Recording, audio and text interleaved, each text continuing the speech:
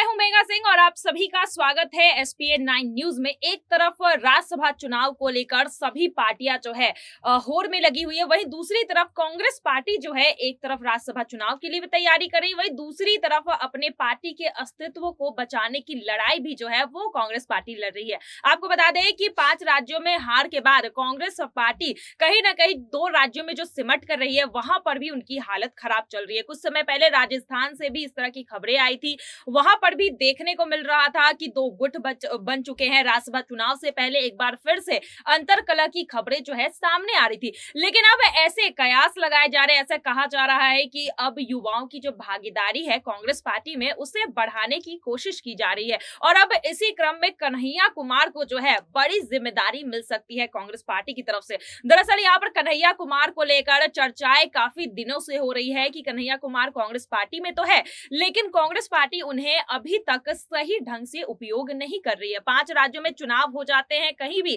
कन्हैया कुमार का नाम सामने नहीं आता है, लेकिन अब कहा जा रहा है कि कन्हैया कुमार को जो है कांग्रेस एक बड़ी पद सौंप सकती है। यहाँ पर कन्हैया कुमार को कांग्रेस अपने प्रवक्ता के रूप में इस्तेमाल कर सकती है। तो चलिए इन सभी मुद्दों पर आज हम चर्चा करेंगे और हमारे साथ चर्चा के लिए मौजूद है हमारे बेहद ही खास मेहमान दीपक, आपका बहुत बहुत स्वागत। धन्यवाद। दीपक, यहाँ पर देखा जा रहा है कि कन्हैया कुमार को लेकर जिस तरह से चर्चाएं हो रही कि कांग्रेस पार्टी उनका इस्तेमाल क्यों नहीं कर रही है। उत्तर प्रदेश में चुनाव हो जाता है, वहां पर भी कन्हैया कुमार का मुख्य प्रचारक के रूप में इस्तेमाल नहीं किया जाता है। अब कांग्रेस पार्टी जो अस्तित्व की लड़ाई लड़ रही है, अपने आप को फिर से खड़ा करने की कोशिश कर रही है, यहाँ पर क्या कन्हैया कुमार कोई भूमिका निभा सकते हैं, उनका उपयोग किया जा सकता है यहाँ पर? जी, सबसे पहली बात तो जिस तरीके से कांग्रेस के अस्तित्व की बात आ चुकी है और युवाओं के दम पर गुजरात चुनाव से पहले बहुत ज्यादा तैयारियों पर थी कांग्रेस पार्टी और बहुत मजबूत भी नजर आ रही थी, लेकिन हार्दिक पटेल के इस्तीफे ने पूरा गेम खराब कर दिया और दूसरी तरफ जिग्नेश मेवानी को लेकर भी सवाल है।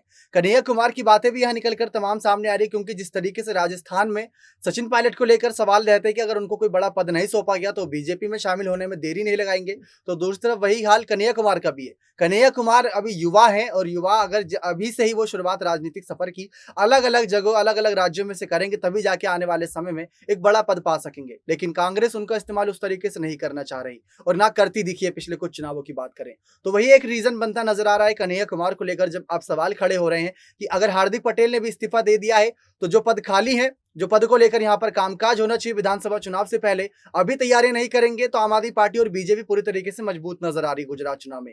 तो कन्हैया कुमार बहुत बड़े चेहरे हैं, क्योंकि हार्दिक पटेल के साथ साथ कन्हैया और जिग्नेश मेवानी आए थे, लेकिन किसी खास वजह जिग्नेश मेवानी कांग्रेस पार्टी तब शामिल नहीं हो पाए थे। लेकिन अटकल है कि विधानसभा चुनाव से पहले बहुत जल्दी हेरफेर हम देखेंगे, लेकिन कन्हैया कुमार को बड़े पद को लेकर यहाँ पर हर कोई चाह रहा है कि ये जाए, और जिस तरीके से यहाँ पर मेगा ने बात करी बड़ा पद जो दिया जाना चाहिए उसके दावेदार भी प्रमुख हैं। अब तो हार्दिक पटेल भी नहीं है, अगर कन्हैया नहीं तो कौन आपके पास ऑप्शन है? जिग्नेश मेवानी है, तो क्या आप उनकी तरफ रुख करते हैं? तो ये बहुत बड़ा सवाल है। जी बिल्कुल, लेकिन आपने जिग्नेश मेवानी को लेकर जो चर्चा की है वो तो अभी जेल में 3 महीने के लिए जिग्नेश मेवानी को जेल हो चुकी है और अभी कांग्रेस पार्टी को जो है एक प्रवक्ता की भी जरूरत है। देखिए यहाँ पर एक प्रवक्ता की भूमिका क्या होती है पार्टी को डिफेंड करने की। यहाँ पर मैं बीजेपी की बात करूं तो बीजेपी के पास बहुत अच्छे प्रवक्ता है, जब भी बीजेपी की नीतियों पर सवाल उठाए जाते हैं उन्हें अच्छे से डिफेंड करते हैं, लेकिन यहाँ पर कांग्रेस पार्टी के ऊपर जब सवाल उठते हैं तो उनके नेता जो है कांग्रेस पार्टी को डिफेंड करने में नाकामयाब रहते हैं। यहाँ पर जिस तरह से छवि खराब करने की कोशिश की जाती है राहुल गांधी की, कांग्रेस की, लेकिन वहां पर देखा जाता है कांग्रेस पार्टी कमजोर पड़ जाती है। एक ट्वीट करती है किसी मुद्दे पर, उसके बाद वो पीछे हट जाती है। लेकिन मैं कन्हैया कुमार की अगर बात करूं तो बीजेपी के नेताओं के साथ जिस तरह से वो बहसबाजी करते हैं, जिस तरह से अपने तथ्य रखते हैं, तो कहीं ना कहीं कई बीजेपी के नेताओं को उन्होंने चुप करवाया है अपनी बातों से, अपनी लॉजिकल फैक्ट से। तो क्या इस इतने अच्छे प्रवक्ता के तौर पर कन्हैया कुमार का इस्तेमाल नहीं कर सकती है यहाँ पर? देखिए, आपने जो बातें उठाई वही सब हार्दिक पटेल पर भी लागू होती थी। जीएसटी मामले से लेकर बड़े से बड़े मामले पर हार्दिक पटेल ने बीजेपी के कई नेताओं को चुप्पी साधने पर मजबूर करा, बल्कि चुनावों में सबसे बड़ी दिक्कतें पैदा हार्दिक पटेल करते थे। लेकिन आपके सामने नतीजा है, हार्दिक पटेल बीजेपी में है, तो ये कब यहाँ पर रुख पलट जाए कोई कुछ नहीं कह सकता। खबरें जब हार्दिक पटेल ने इस्तीफा दिया तो खबरें निकल कर आई कि कांग्रेस में रहते बीजेपी के साथ उनकी साठगांठ थी। तो कन्हैया कुमार भले ही विपक्ष पर निशाना साध दे, क्योंकि पक्ष और विपक्ष सामने आमने सामने रहना चाहिए, तो कन्हैया कुमार अपना काम करते हैं, लेकिन जब बात हार्दिक पटेल के इस्तीफे इस्तीफे की आई थी और जब हार्दिक ने राहुल गांधी, सोनिया गांधी, कांग्रेस पार्टी पर सवाल खड़े किए थे, तो उन सारे सवालों का सामना पूरी तरीके जिग्नेश मेवानी ने कराया था। कन्हैया कुमार भी निकलकर सामने आए थे, लेकिन उन्होंने अपने दोस्त के खिलाफ ज्यादा बातें नहीं रखी थी।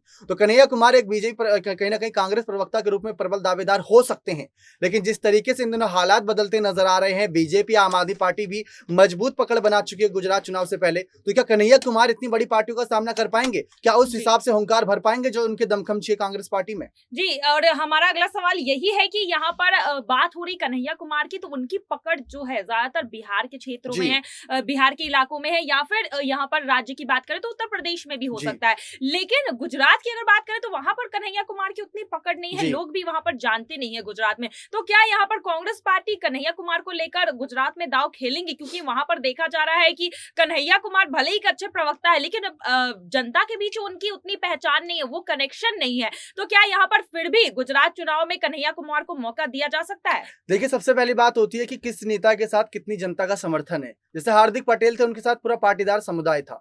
वो अगर छूटे तो उनके साथ जो एक वोट बैंक था मजबूत पाटीदार का, वो भी टूटता नजर आया। और कन्हैया कुमार की रही बात, तो जैसा आपने खुद ही कहा कि बिहार और यूपी में उनकी अच्छी पकड़ है, वहां पर उनका वोट बैंक बहुत मजबूत है।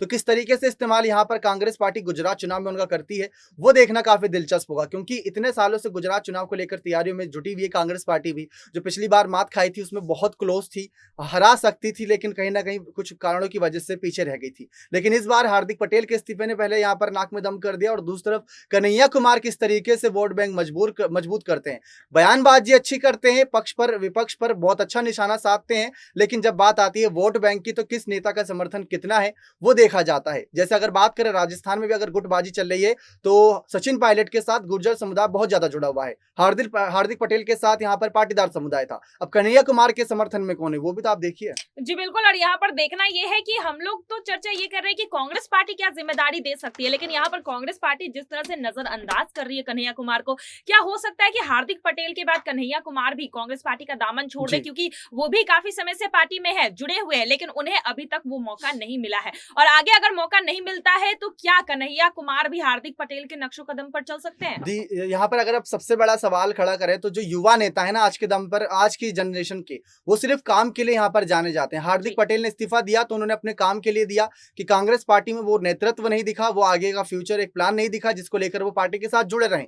जब हार्दिक पटेल के साथ साथ कन्हैया कुमार और जिग्नेश मेवानी उनके पीछे पीछे आए थे, जब हार्दिक पटेल बीजेपी में शामिल हो चुके, तो कहीं ना कहीं एक मन में थोड़ा बहुत संकेत यहाँ पर कन्हैया कुमार के भी होगा कि वो भी बीजेपी की ओर रुख करें। ना सिर्फ बीजेपी, अब तो ऑप्शन में आम आदमी पार्टी भी है, तो काफी सारे ऑप्शन खुल चुके हैं। जी बिल्कुल, अब देखना ये है कि कन्हैया कुमार का इस्तेमाल क्या कांग्रेस पार्टी प्रवक्ता के रूप में करती है या फिर गुजरात चुनाव में मुख्य प्रचारक के रूप में करती है। लेकिन अगर ऐसा नहीं होता है तो क्या फिर कन्हैया कुमार यहाँ पर हार्दिक पटेल के नक्शो कदम पर चलते हुए पार्टी का दामन छोड़ेंगे? ये अभी अहम सवाल उठता है। आज के लिए बस इतना ही। आगे की खबरों के लिए देखते रहिए SPN9 न्यूज। धन्यवाद।